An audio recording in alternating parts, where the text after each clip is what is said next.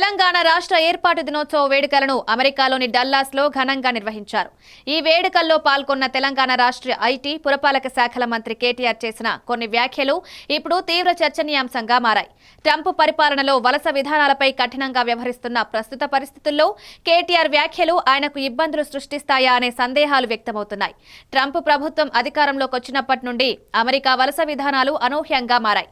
చిన్న చిన్న పొరపాట్లకు కూడా డిపోర్టేషన్లు జరుగుతున్నాయి. విద్యార్థులకు పార్కింగ్ టికెట్లపై కూడా నోటీసులు వస్తున్నాయని, నాన్ ఇమిగ్రెంట్ స్టేటస్ లో ఉన్న వారికి ట్రంప్ ప్రభుత్వం చుక్కలు చూపిస్తోందని పెద్ద ఎత్తున విమర్శలున్నాయి. యాంటీ ఇమిగ్రేషన్ పాలసీలను ట్రంప్ పెద్ద ఎత్తున అమలు చేస్తున్నారు.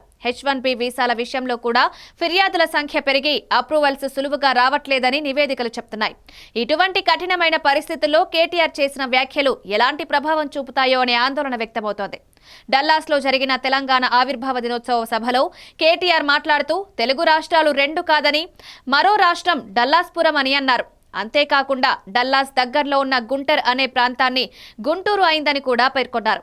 ఈ వ్యాఖ్యలు అమెరికా సార్వభౌమత్వాన్ని దెబ్బతీసే విధంగా ఉన్నాయని పలువురు విశ్లేషకులు అభిప్రాయపడుతున్నారు.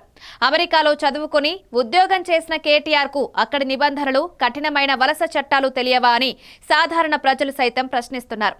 జనాల ఊపులో ఏది పడితే అది మాట్లాడితే ఎలా అని కొందరు ప్రశ్నిస్తున్నారు. ఈ వ్యాఖ్యలపై న్యాయ నిపుణులు సైతం స్పందిస్తున్నారు. అమెరికా ప్రజలు ఇలాంటి వ్యాఖ్యలకు ఎలా స్పందిస్తారు? మా దేశంలో మరో సందర్శకుడు వచ్చి మరో రాష్ట్రమైందని చెప్తే ఎలా ఉంటుంది అని వారు ప్రశ్నిస్తున్నారు. న్యాయ నిపుణుల ప్రకారం అమెరికా ప్రభుత్వం తలుచుకుంటే కేటీఆర్ వీసా రద్దయ్యే అవకాశం కూడా ఉందని చెప్తున్నారు. ఎవరో చెప్పారని ఇలాంటి అమెరికా వ్యతిరేక వ్యాఖ్యలు చేయడం సరికాదని అభిప్రాయపడుతున్నారు. ఆ ర్యాలీలో పాల్గొన్న చాలా మంది మీద కూడా కేసులు పెట్టే అవకాశం ఉందని నిపుణులు పేర్కొంటున్నారు.